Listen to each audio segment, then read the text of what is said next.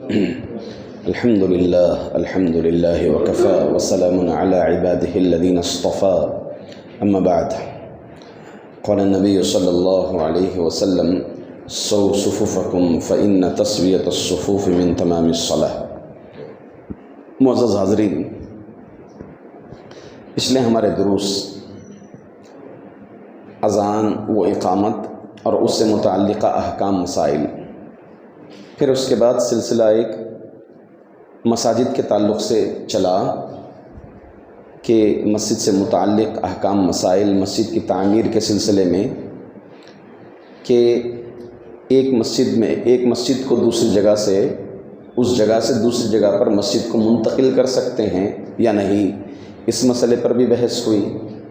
اسی طرح اہل القبور، جہاں پر قبریں ہیں، قبروں کو منہدم کر کے مسجد بنانا کیسا ہے، اس پر بھی گفتگو ہوئی تھی۔ آخری جو ہماری گفتگو ہوئی تھی وہ مسجدوں کے اندر کافروں کی انٹری، کافروں کا آنا، مشرکین کا آنا، اس پر ہماری آخری گفتگو ہوئی تھی۔ اس پر آخری بات یہ ہوئی تھی کہ اللہ کے رسول صلی اللہ علیہ وسلم کے دور میں، زمانے میں کافر مسجد النبوی میں بھی آئے ہیں۔ اس کا ثبوت میں نے صحابی رسول جو قیدی تھے، بنو حنیفہ کے سردار، ان کی دلیل سے، ان کی اس واقعے سے میں نے پیش کیا تھا۔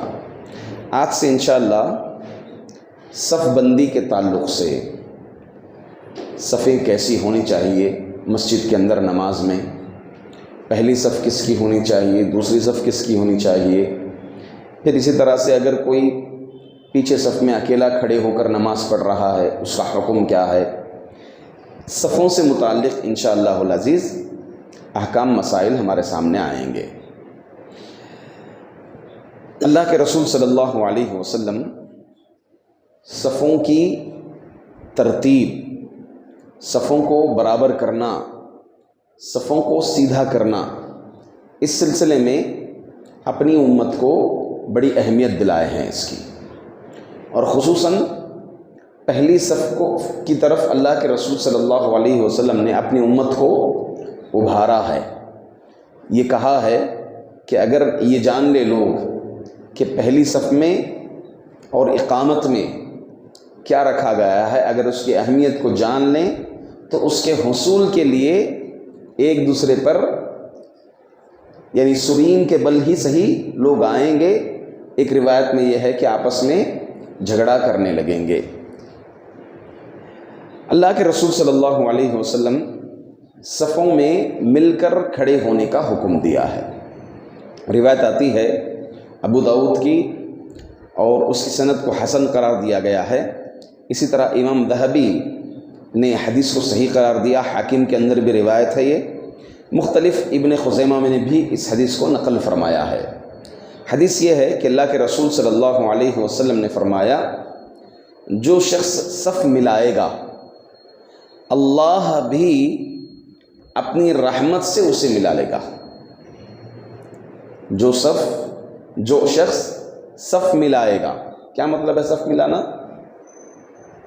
درمیان میں خالی جگہ چھوڑے بغیر، درمیان میں خلل چھوڑے بغیر صفوں کو ملانا۔ اب آپ دیکھیں گے اس سلسلے میں، صفوں کو ملانے کے سلسلے میں فقہاء اربعہ کے اندر اتنی اہمیت نہیں ہے اس کو، یہ یقیناً مستحب عمل ہے۔ فقہاء اربعہ، چار جو فقہاء ہیں، ائمہ، ان کے نزدیک تو اہمیت نہیں ہے وہ۔ تو ایک مومن حدیث، صحیح حدیث اس کے سامنے ہے، تو منہج اور اصول یہی ہونا چاہیے کہ حدیث ہمارے سامنے اگر واضح آ جائیں تو اس حدیث کو بغیر کسی امام، بغیر کسی بڑے فرد، مفتی، ان کی بات کو ٹال کر کے حدیث کو لے لیا جائے۔ یہی ہمیں اصول بھی سکھاتا ہے، اور یہی اللہ کے رسول صلی اللہ علیہ وسلم کا بھی حکم ہے۔ تو اس اعتبار سے اللہ کے رسول صلی اللہ علیہ وسلم نے اس کی اہمیت کو اتنا ابھارے ہیں کہ جو شخص صف کو ملائے گا اللہ تعالیٰ اسے ملائے گا۔ مطلب کس میں ملائے گا؟ اپنی رحمت سے۔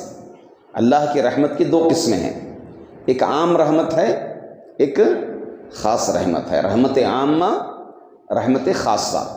اللہ کی عام رحمت ہے، ہر مخلوق پر ہے، تبھی تو مخلوقات زندہ جی رہے ہیں، دیگر مخلوقات، کافر زندہ جی رہے ہیں، کافر کھا رہے ہیں، ہر کوئی اپنی اپنی زندگی یہاں پر جی رہا ہے۔ یہ اللہ تعالیٰ کی رحمت عامہ ہے، عام رحمت اللہ تعالیٰ کی ہے۔ خاص رحمت اللہ تعالیٰ اپنے برگزیدہ بندے، اپنے متقی بندے اور اپنے مومن بندے، باعمل مومن بندوں کو ہی اللہ تعالیٰ اپنی خاص رحمت عطا فرماتے ہیں، اور جسے اللہ تعالیٰ اپنی خاص رحمت دے دیں وہ بڑے خوش نصیب لوگ ہیں۔ دنیا میں ایک طرح سے خاص رحمت، اور آخرت میں خاص رحمت یہ ہوگی کہ اللہ رب العزت فیصلے جب کرے گا تو اللہ کا خاص فضل اور خاص رحمت ان بندوں پر ہوگی۔ اللہ قرآن کریم میں بھی اس کا ذکر آیا ہے صفوں کے متعلق۔ ایک روایت یہ ہے کہ فرشتے جیسے صف بناتے ہیں تم ویسے صفیں بنائیں۔ اب فرشتے صف کیسے بناتے ہیں اللہ تعالیٰ اس کا ذکر کیا ہے۔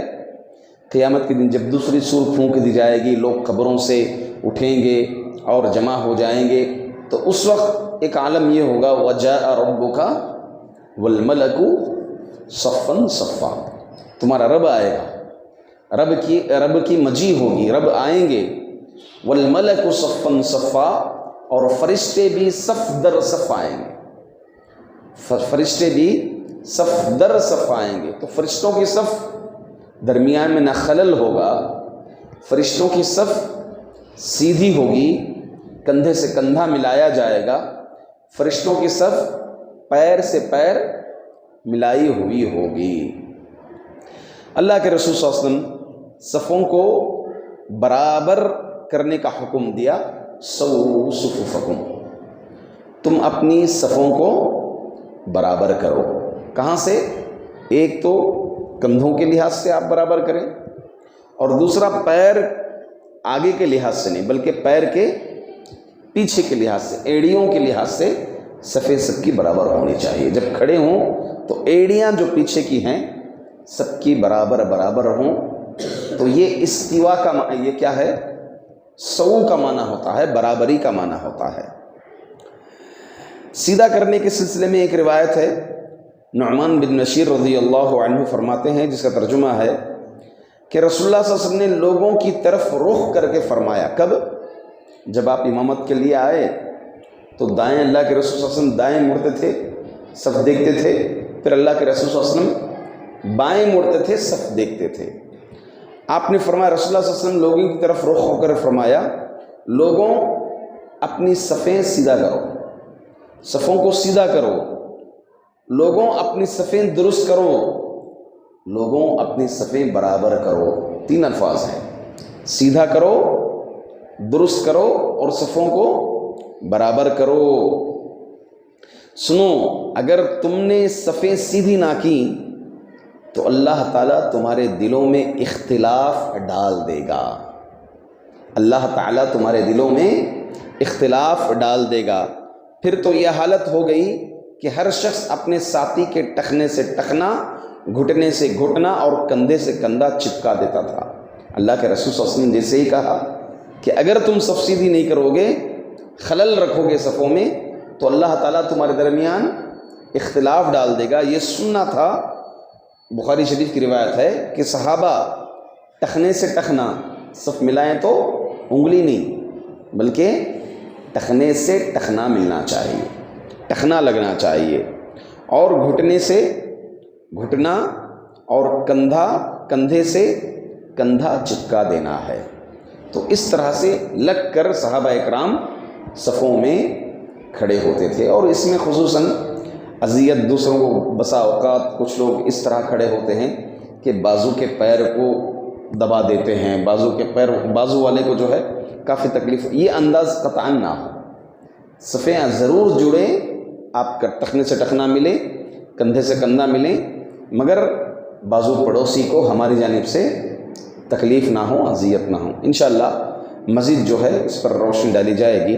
اللہ تعالیٰ سے دعا ہے کہ اللہ تعالیٰ ہم تمام کو صفوں کی اہمیت کو سمجھنے کی توفیق عطا فرمائے، اور پہلی صفیں حاصل کرنے کی اس کا جذبہ و شوق دلوں میں اللہ رب العزت اس کے حصول کا جذبہ و شوق بٹھائیں. آمین. وآخر دعوانا الحمدللہ رب العالمین.